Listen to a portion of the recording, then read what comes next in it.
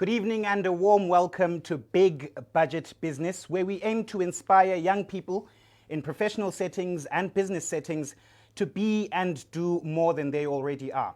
Today, we speak on the importance of image, the importance of activism, as well as the African Continental Free Trade Area Agreement with image consultant, entrepreneur, and activist Shamil Tumisang Agosi. Shamil, thank you so much for lighting up our studios today. No, thank you very much for having me. It's a pleasure having you.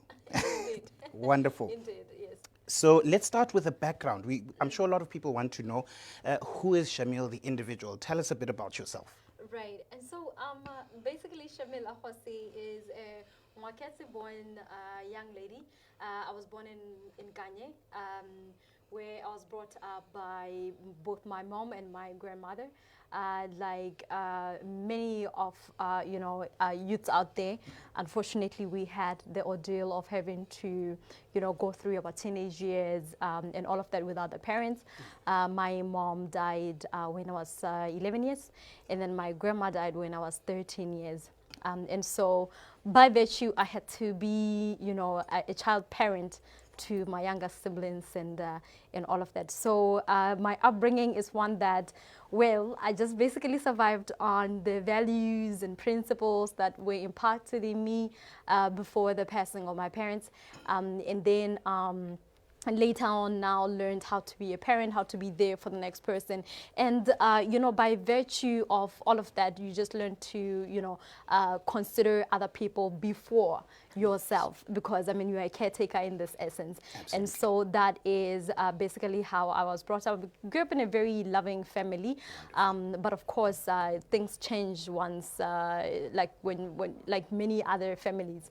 Once our grandmother, passed on, there was a lot of changes that we saw happening. Sure. Being an indigent as well, and having to learn how to navigate life by yourself without the 100% support of, your extended family and all of that. But it taught me something in there. Okay. It taught me independence. It taught me how to fight for the things that I want. It taught me how to basically be the answer that I needed the most to the people that are around me. Wow. Yes. Wow, thank you so much. Already, I take it you're quite the resilient individual because of how you said your upbringing made you very independent. Indeed. Absolutely. Yes. No, so we thank your grandmother and for everybody who's helped you become who you are today. Indeed. Let me remind our viewers that we are live, so please do post your comments in the section if you have anything that you'd like to ask our image consultant, activist, and entrepreneur, Shamil Tumisang Agosi. Please, when you comment, do let us know who you are and where you are commenting from. We'd really appreciate that. Now that we've spoken about you, the individual, tell us about Shamil, the image consultant. I did say that you lit up our studios today. Thank so you. Tell us a bit about this image consultancy work. Absolutely. Yes. So, so where basically all this started was I trained in marketing, and so the small time that I spent in corporate work, working for two companies, I would not mention by name right now, but then I learned that, there's so much more that I can do outside of the formal employment. And so what I decided was to set up my own branding and marketing consultancy once I left those jobs. And so for me, image, is just basically looking at the aspect of culture, the aspect of people, bringing all of these aspects together to contribute towards the total corporate brand. And so with that, then, there is something about my background actually that made me even believe so much in, in branding, in improving one's corporate image, and all of that. This is why, because, growing up as an indigent, growing up as an orphan, labeled orphan, it's a label that you do not want to associate with. And so for many people, they could do without actually being labeled. And so unfortunately, like some of us, having to be a child parent, obviously I have to wake up in the morning, take care of my younger sisters, and there's very little attention that I actually pay about my outlook. And so even though it was my best at that point in time, people out there, they could see that, oh no, if there was a parent, why the parent didn't look at that much more nicely, right? And so now you realize that there's stigma out there about offense, about this and that, and it's a label that I never wanted to associate with, and I believe that anybody else who actually have had an experience like the one that I had, they really do not want to be labeled as offense and all of that. And so, I'm OCD. Okay, tell us a bit more. Tell us a bit more. Sorry, I'm OCD, and so cleanliness naturally is something that I'm inclined to. And so I just learned how to be thorough in my outlook and all of that. I wanted people to not tell the difference between someone who has a parent and someone who doesn't have a parent. And so with that, I learned to just basically take a look into myself, pay a little bit more attention to what I was wearing, to how I was looking, and all of that. Until at a point in time, actually, unless if you knew me personally, a lot of people actually couldn't even tell whether I had parents or not. Some actually thought that I had, you know, flamboyant parents who were spoiling me and all of that. Why? Because I'd get in a shop and go for something that I know that when I'm wearing it, it sparks me up. Wow. Colors like white, like blue, you know, colors that basically speak to me, yellow and all of that. And so in that, I then it just sort of amplified my passion for branding. And so I like it when people are confident about themselves and all of that. And physical appearance has a very huge role to play in building and in boosting one's confidence. Yes. And so now I help both corporates and individuals to basically amplify their, you know, their confidence. Yes. And to use the same to, you know, to contribute towards, you know, their career development, towards, you know, growing both professionally and individually. But also, you know, the old deal when people say when you look good, you feel good, and when you feel good, you do good. So I also happen to really do good when I'm in my element, like, yeah, yes, and all of that. So then I set up this company. I rebranded basically from just doing normal branding like what all other companies out there are doing, like your branding packages and all of that.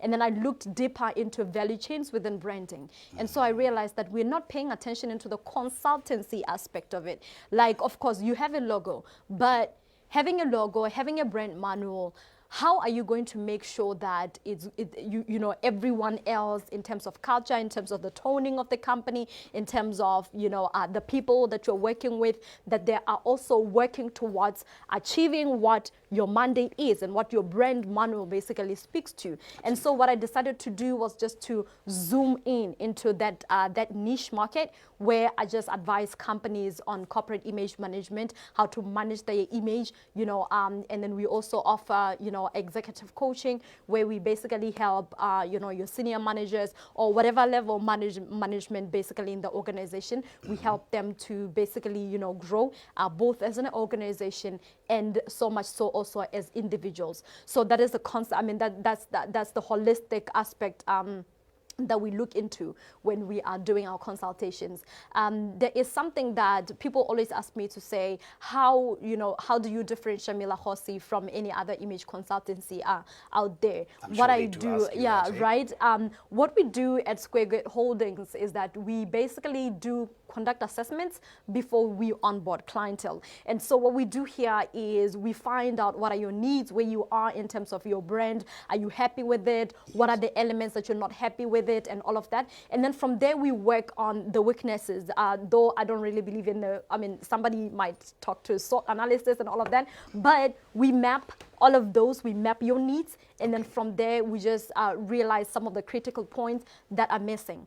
Wow. And we bring on board those missing links within your brand. It could be an attitude that people, maybe they have a very negative perception about you, even so much so when you're trying so hard to be the good person, to, you know, to be you around people. Yes. There is, I don't know if you've encountered this, but there's times when, you know, you meet someone for the first time and they just don't like you. They're like, this person, you know, yeah. And all of that. Yes, we shape perceptions. Yes. At SquareGate Holdings, we shape perceptions. Wow. We shape, you know, those first impressions to make sure that they actually, you know, benefit you. Yes. Because they can benefit you, and I mean, they've benefited me in so many instances. And then from there, we just make sure that your corporate brand, you know, your personal brand all of it actually speak towards, building and amplifying, the person that you want to become, or the company that, you envisage in the long run to see. Yeah. Wow. Definitely quite a lengthy description, and that shows that you're really passionate about what it is that you do. I really am. A few things that I picked up from there was that you took a supposedly negative situation and then you built something upon that. Truly. So let's see how we can take negative situations and try and create positive outcomes from them. And then you did mention that you shape perceptions. Absolutely. I like that. You shape perceptions, because perception is a very, very big thing. Very important. You did also say that there are things that you deal with outside of just branding, such as attitudes. Perhaps if I'm your client and it's my attitude that might be supposedly rotten, you can work on that. We work on those. Wonderful. We work on those. And this is why it's very, very important. I mean, you can be a man in a suit 24/7. You can be a very respectable brand. But if, the experience that people, could be your clientele, it could be your people who are within your sphere of influence. If they do not see the projection of that positive imagery from you, if your attitude is this way but your career is this way, one way or the other, it's definitely going to pull you down. People will not trust you. And remember that confidence is defined as an ultimate trust in oneself, but also perceptions equally. They shape whether someone is confident with your service offering or the value that you envisage to give to the next person. And so it's very, very important for you to make sure that, your entire being speaks to the person that you want to become, or that the entire company speaks to what, the toning around the company. It could be the people that you have employed, your first, your frontline people and all of that. It could be your management and all of that. If anything goes wrong, people don't see an individual in that. They see the company in essence. So, say, for example, Shamil Agosi is seen tomorrow doing something that community classifies as somewhat wrong and all of that. They're not going to say, oh, Rabone Shamili as an individual doing this. They're going to be writing and dragging on social media that they're going to be identifying me as the company. And so now you can imagine the impact, the gross impact that has, in terms of, just bringing out the corporate image and all of that. And also just for matters of pride. I mean, we all want to work for a company that is very reputable. We want to work with people who are very reputable, people who are good, people who have very positive perceptions, and people with very positive energy around them. And so when that is missing, I guess that's where Square Gate Holdings comes on board. Square Gate Holdings. Yes. Passionate about what you do. You shape perceptions, work on attitudes. Wow, that's quite a commendable thing there. Let me remind our viewers at home that we are live. Please comment in the comment section. Unfortunately, today we won't be able to take calls, but do comment and we see how we can address whatever issues that you have. Today we're speaking to Shamil Tumisang Agosi, an image consultant, which I think you've gathered by now, an astute one at that. And then she's also an activist. We'll get a bit more into that. And lastly, she's an entrepreneur in her own right. So we'll talk also about the African Continental Free Trade Area Agreement, which she's very well versed with. So right now we already actually have a comment. It says here, Peter Oludare says, hello guys, I'm watching it all the way from Ivory Coast in West Africa. Great show so far, from Botswana to the world. Wow. Great show so far. I would like to know if there are any French subtitles or translation for the show, Big Budget Business, to assist French-speaking youth. Wow, this is very inspiring. Thank you so much for this comment, because this is definitely something we will want to incorporate. Pour nos amis français, francophones, malheureusement maintenant, il n'y a pas de traduction en français, mais on va essayer d'intégrer ça dans notre programme. Je pense que c'est trop important et merci beaucoup. On va essayer. Thank you so much for that, from Botswana to West Africa. Wow, lovely. And thank you for being the guest. I think you saw the poster and was like, I need to be on this. Thank you so much, Peter Oludare. Talk to us now about youth activism. You've represented Botswana on multiple continental and regional forums. How did this passion for being an activist start? And tell us about your youth development journey. Truly. And so you know, for me, I guess it's all really based on my background as a side.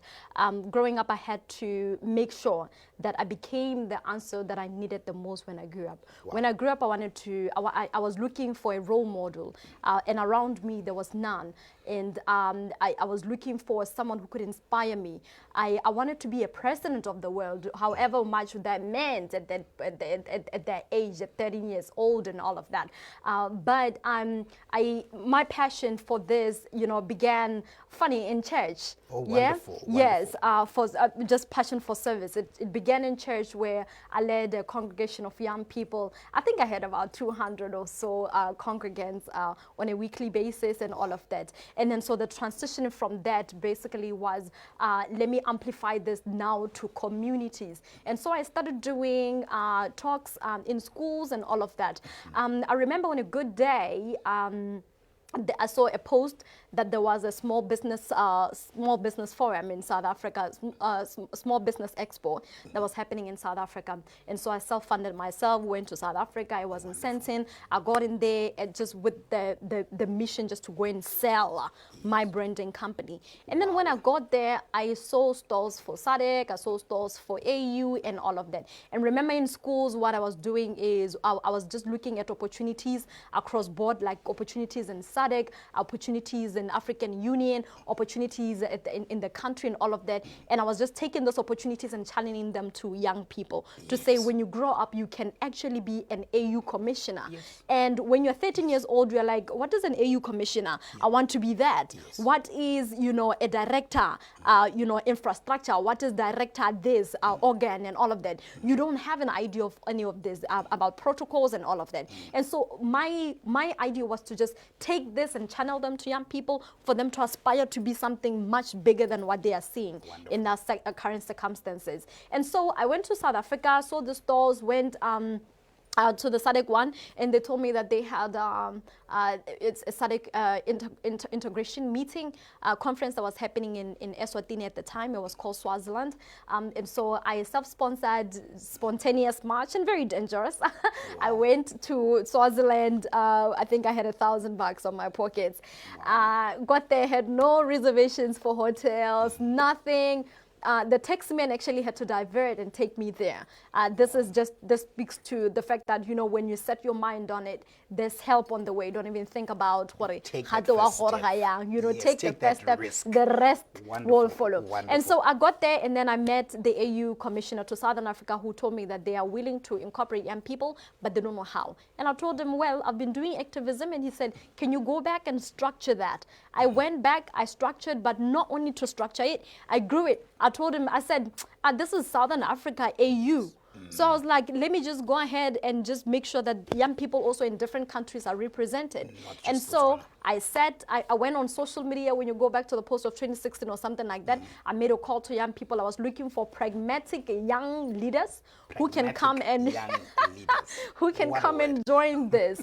And so at the time it was African Union University Club, and then we later changed it, of course, with the committee and the members. We changed it to African Union Youth Club, an organization that looked at making sure that young people are part and parcel of Africa's development agenda. And so that is how we landed in the policy landscape. That is how then AUIC became one of the recognized ICPs at the SADC Secretariat. That is how Shamil Agosi got to be able to represent young people during ministerial meetings, like the Minister of Energy when they met in 2018. That is how basically I got to be in several committees and serve in a board of SADC Energy Entrepreneurship Facility that is currently hosted by by Irene and Sakri. And so all of this basically came because I started something that at the time, if you asked me, did you see it coming? I would tell you, man, I had no idea what I was doing. Wow. But it started taking shape as I was doing it. Started taking shape as more members, as more young people were inquisitive, as more young people were benefiting from it. That's when I'm like, so benefited from it. AU now can ask us for recommendations for young people to join their youth volunteer corps and all of that. And I'm like, organizations can come to Shamil Agosi and ask for recommendations for young people in different sectors. And don't even think twice, because they know that if it's Shamil Agosi, if it's African Union Youth Club, then it's quality. And so that is the leverage that we basically did. We developed a database around young people, and we used this database to give it to different stakeholders. We say to them, oh no, they say to us, we need young people in this sector. And we send a mailing list to these young people. We say, if you are interested, like for example, tomorrow, the SADC Secretariat is hosting an Internet Exchange Point peering forum. And if you are a young person in engineering space, a network, and all of that space, then you would know this is for you. Exactly. And so we look out for these young people. We tell them this is an opportunity, high-level match, because it's really not accessible, and this is something that we're trying to work on really at grassroots level to make sure that that information that we maintain what they call in economics perfect information. The information that is there at the high level, at member states level, at African Union or at SADC level, it has to be the same information that is channeled to young people for beneficiation's sake and also for impact's sake. And so that's basically the role that we've been playing. And so youth activism, yes, both at grassroots and both at very high level policy level.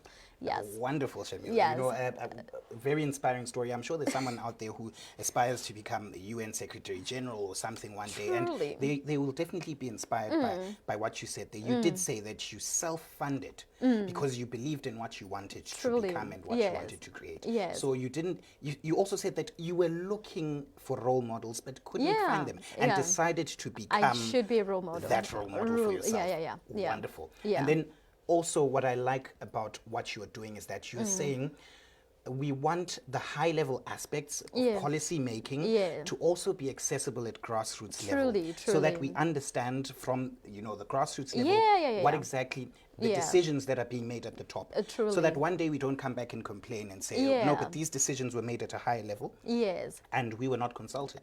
So let me commend you for what you've been doing over there. Thank you. we have another comment here from Mpo over Kama Tuteng. Hello, the Mpo. She, I take it she says, hey Shamil, how do I get to know more or become a part of the forum tomorrow? Is it virtual? Yes. Okay. So the Internet Exchange Points Peering Forum, it's a meeting basically of member states that come in to talk about internet exchange points, in Southern Africa and all of that. Yes, it is virtual. And I think what you can do is send me an email to shamilagosi@gmail.com, or just drop me a text at +267 7654 3228, where basically I can share with you some credentials. And of course, I would appreciate your bio as well. Yes. No, I take it you'll also repeat those as the show goes by. Thank you so much for that. Yes, truly. Now, you recently organized an international conference that was centered on the African Continental Free Trade Area Agreement. Now, for someone who's sitting there out there at home, this is sort of the buzzword of the day. There's a lot of talk about this African free trade. What exactly is this, and what is its implication for me as a young business person or for me as a young professional? So the abbreviated AfCFTA, that is the Africa Continental Free Trade Area or / agreement, is a framework that basically our heads of states within the African members of the African Union basically decided that, you know, it was high time that they started trading with each other. Yes. And so in this accordance, I would like to take you back to the you know, Agenda 2063, which is envisaged as the Africa we want. It's the future of Africa, basically, like the kind of Africa that we aspire to see. It has 7 aspirations in there, and within those aspirations, they have 10-year implementation plans. Right. And so within the 10-year implementation plans, then the Africa Continental Free Trade Agreement is part of those, is one of those implementing plans. And so now, what are we saying about the AfCFTA? It's basically giving access to African traders to now start trading with each other. Yes. So we are saying we are removing, you know, trade barriers. We are saying that we are making it much more accessible for you to conduct financial transactions from Botswana to Ghana to Ethiopia, you know, to Nigeria, to Ivory Coast, yes. And we are saying that you know, the trade, you know, the protocol of trade in goods, it classifies, you know, it looks at, you know, value chains across Africa. It looks at goods that Africa is very good at producing and manufacturing. And we are saying this are the member states have agreed to say, Botswana, these are the goods that Botswana is going to be trading under this agreement and all of that. And then each one of the member states actually has their own trade in goods, you know, concessions. They know like which goods actually qualify under that. Just to interject there, sorry. Let me just... You did say that it speaks to goods. Talk to us, for those young people who are in service sectors, does it cater for them too? Yes. Fortunately, not fortunately, but very thoughtful of the contributors actually.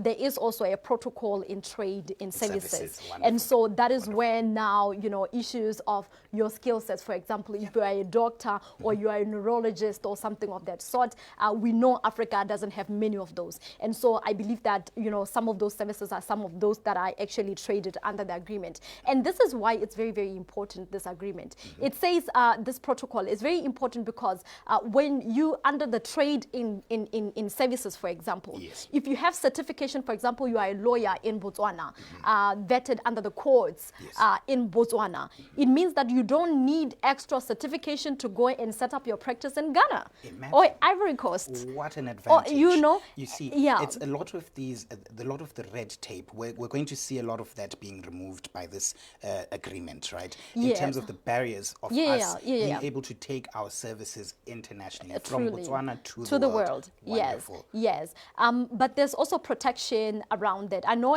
there's a lot of questions around, okay, how is Botswana going to make sure that its own, like our own people here in Botswana are cushioned against all of this? That is where now you see, you know, each country, even though there is the AfCFTA, the agreement, the protocols and all of that, we have our own action. I mean, we have our own acts that have to be enacted in order to make sure that there's a level of protection for its own people. And then also, you need certification, for example, for you to trade under this agreement. You have to, you know, you can go to the Ministry of Trade to find out that and all of that. Unfortunately, our country has not yet ratified. So we are working, I believe that they're working on that. I heard a word, a little, you know, whisper word somewhere, saying, you know, saying that we're considering doing that this coming month of June. And so we are very hopeful, we're very keen to see the government of Botswana actually doing that, because, and as much as, yes, we are still lagging behind in some of those things, I always want to speak to the opportunity cost around that. If your country have not yet signed or ratified for that, it means that the citizenry will be playing catch up. We are not able to move on to actually now start trading because, hey, we have not agreed to certain things. We're still looking into them. And then you look at countries like Ghana, you look at countries like Nigeria, countries like South Africa, they're already implementation. They're far ahead. And so by the time our traders now are getting into the agreement, they're even getting aware of it, then it means that we'll be a little bit behind in that regard. And so that is why we need to maintain perfect information information. Yes. And for me, I look at it in the sense that, you know, it sort of like gives us leverage in terms of demanding accountability, which is very important. I mean, if we're saying that we've rectified for the AfCFTA or the African Youth Charter, which is my favorite topic, and then you would find that, you know, if the citizen really doesn't know about it, so it means you don't know the opportunity cost of it, you don't even know what you are losing out in there, you don't know what you will benefit, what you would potentially benefit from it, and so it means you can't even hold anyone accountable because you don't know that such a thing exists. But if you know, you will ask. Yes. Yeah, if you know, you would ask. You know, I like that you said that. You see, knowledge. As young people in business out there, here's something that can open up so many doors for you. So let's try and see how we can become more knowledgeable about this African Continental Free Trade Area or agreement and see how we can slot ourselves in there for advantage. Imagine the immense possibilities that this can yield for you and your business, because essentially your markets are now extended. Truly, you don't have to trade in Botswana alone. It means that when you're thinking, even if you are at the ideation stage now or prototyping stage of your project, think Africa. Yes. Think how your product will speak to the needs of people in Chad, for example. Think how your product will actually basically, you know, sit in nicely in the market of Nigeria or Ivory Coast or Ghana or Kenya or Tanzania, for example. So it's high time now that we started now changing the narrative to say, okay, we're not only confined to the borders of Botswana. Now, whatever you're doing, think global. Think Africa. Wonderful. Yes. Once again, we are live. Please keep your comments and questions coming. If you have any questions with respect to the African Continental Free Trade Agreement, please feel free to ask, or perhaps even where you can find more information. I'm sure our guest, Shamil Tumisang Agosi, can let you know. We've also spoken about youth activism. Maybe you're a young person interested in issues such as relating to SADC, regional bodies, international agencies. This is the person to ask your questions to. And also image consultancy. Yes. I don't think I have to say much in that respect. So many hats. So many hats. Wow. Yes. It's a commendable thing that you're doing there. Yes. Perhaps having watched you for a while, you seem to be very passionate about youth and women, economic empowerment. Speak to us about that. Yes, and so with youth, you know, because we are the marginalized majority of us, but also we consist of the bulge of our populations anywhere, basically anywhere in the world. And so you realize that, you know, the structures, be it in either in governance or even in the private sector and all of that, that are usually skewed towards people who, you know, are much older and all of that. I mean, you see this by a new company that just started and they're telling you they need, you know, or a big company, for example, telling you they need someone who is 10 years experience, who has 10 years experience in what, and you have the qualification, You just came back, you invested in that, you know it better, and all of that, and they say they need 10 years. Where are you going to get the 10 years experience, honestly? And so I'm more about driving pragmatic, you know, and youth policies. And policies that basically speaks to the needs of young people. We are marginalized in so many instances. Like you go to the villages right now, it's majority of young people. These ones who are unemployed and all of that. They end up now retiring to go back to the village. And when they get to the village, there's not much economic activity happening there. And so now they are forced to actually, you know, that some of them used for very various reasons, you know, for very various purposes. In other countries, when you look into other countries, they take advantage of these young people who are desperate, and you know they make them, you know, armory. They take them to wars. They use them as political tools because of the, you know, because of the desperation and all of that. Imagine being told to carry a gun and go and kill masses of people just because you need $100 at the end of that task. You know, for a minimum, and you look at the lives that you're losing and all of that. So it's high time that we now started focusing on, you know, truly focusing, not in principle, but even in action, focusing on empowering young people to become better people and for them to take up spaces for leadership and development. Very, very important. And for the aspect of women, also, I mean, we live in patriarchal societies and all of that. Opportunities are more inclined to benefit more men than women. Like, for example, talking about the AfCFTA. You're running a company as a woman, young woman could be, and you want to scale to Ghana. It means you have to go and set up in Ghana. If you are married, if your husband does not support that, he will say no. And this means that you're not going to be able to go because he says the children.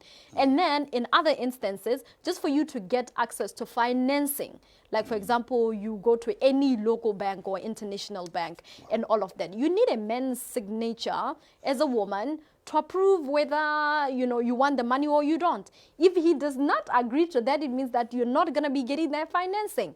But also, even so much so, a lot of women are actually, studies show that we are the ones that are playing a huge role in driving the informal sector. I mean, you can see this by the ladies who are doing cross-border tradings, who are selling clothes, going to South Africa, going to Nigeria, taking in, it could be food items, it could be bales and all of that. They're crossing borders with those. They're the ones who are doing cross-border trade, majority of the cross-border trade. And they come home and they set up their small stores and they, you know, take care of their families from that. They sustain their families from the little that they're getting. And not then just others, their families, not the just that, economies the too, economy. because remember, Yes, the informal sector plays absolutely. a major role.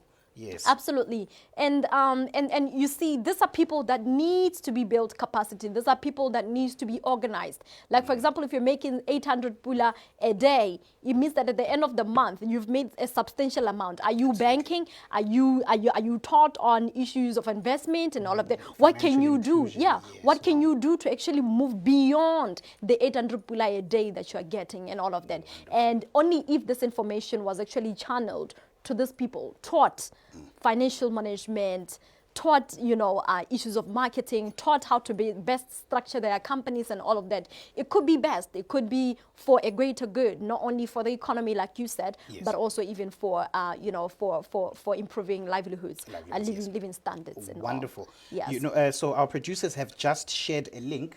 If you would like to join us and call in, please just click on that link and ask your questions. Do keep your comments coming also. I see Mpo Overcomer Tuteng. I think she was answered because she said here, and we have to domesticate as well. We really need to catch up. Yes, and as young people, I think we're in an age where information is so accessible, quickly available. Let's try and equip ourselves with the knowledge with respect to those things that we want to involve ourselves in. Wonderful. So we did speak about youth and women economic empowerment, but I just wanted to ask you on a personal note, with the many hats that you wear, what would you say you're most passionate about? Okay, this is the part where I have to actually scratch my head, cause I'm inclined to serve. Wow, I like that. I'm inclined to serve. The things that speak most to my heart is seeing someone else benefit, seeing someone else's life change because I did something. And, you know, something, since we are personal, I did mention that I'm OCD, but equally so, I'm also an empath, a very high empath. And I don't know if it's because of the emotional turmoil that but I've always been, even before then, like, you know, just off the chat kind of conversation. My younger sister and I, we used to fight a lot when we were pretty young. So I used to get the beating for it. You know why? Because I couldn't stomach the thought of just doing that to her. And so never been a violent person, never been, but highly competitive, which is actually kind of like a downfall to it. And so now you know, I'm inclined to just helping people. I'm inclined to anything that, you know, will impact or will make someone else's life better. That's what I do, which is why service, yes, very much. But also image consultancy, I'm very passionate about that because I do not leave my house until I've affirmed to myself that, yes, you're good. Wonderful. And so, yeah. You know, wonderful. You know, Shamil, we could spend a lot of time. Thank you so much for being here. Before I thank you, share once again how you can be contacted. Yes. So you can contact me at +267 7654 3228. It's also on WhatsApp, or you can just drop me an email at shamilagosi@gmail.com. I'm also on social media platforms. You can find me at Shamil Agosi on Facebook. I have a page, a personal page and a professional page. And then I'm also on Twitter, Shamil Agosi, or LinkedIn, Shamil Agosi. Anyway, basically, you will look for Shamil Agosi and you will find me. Wow, thank you so much. Let me thank you for taking the time to come and teach us a bit more about the African Continental Free Trade Agreement and yourself. I'm sure your story has inspired a lot of young people out there. Thank you very much for having me. It has been an absolute pleasure. Absolutely. The pleasure was ours. And once again, Mumpuliki Makwana here says, great to join the conversation. Kaene Jonkane Disepo says, Shamil for the win. Such an incredible young leader. Botswana, you must not rest on this one. Oh. And we feel the same way too. Thank you. Thank you. So today we'll jump straight into our 2-minute tip. Now, a lot of us want to become young leaders, but we don't know exactly which skills to hone or sharpen for leadership. So according to the Tony Elumelu Foundation, there are 5 aspects that you might want to develop if you want to become a more astute leader. Number 1, attention to results. Become a results-orientated person to ensure that you focus on your key performance indicators and critical success factors. Number 2, make sure that you are accountable. Make sure that you are responsible for and answerable for all the decisions that you take as a leader. Number 3, commitment. Of course, there will be interim ups and downs, but please maintain that commitment towards achieving your intended goal. And then number 4, you need to have constructive criticism skills.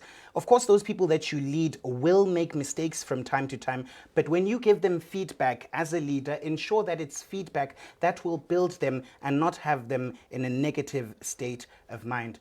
And lastly, develop your trustworthiness. You see, becoming a leader involves the cultivation, the development and sustenance of relationships, and relationships can only be based on trust. They need to be founded on trust. So once again, 5 things that you might want to look into as a young leader. Number 1, attention to results.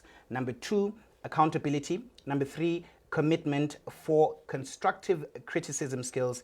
And lastly, trust. It's been a lovely show. Thank you so much for your time and for the engagement around here in Botswana and all the way from Ivory Coast. Thank you so much. It's been wonderful. From me, Big Budget, and the team that makes it happen, Black Network, Moana Pictures, it's good night and God bless. And never forget that you were born for so much more.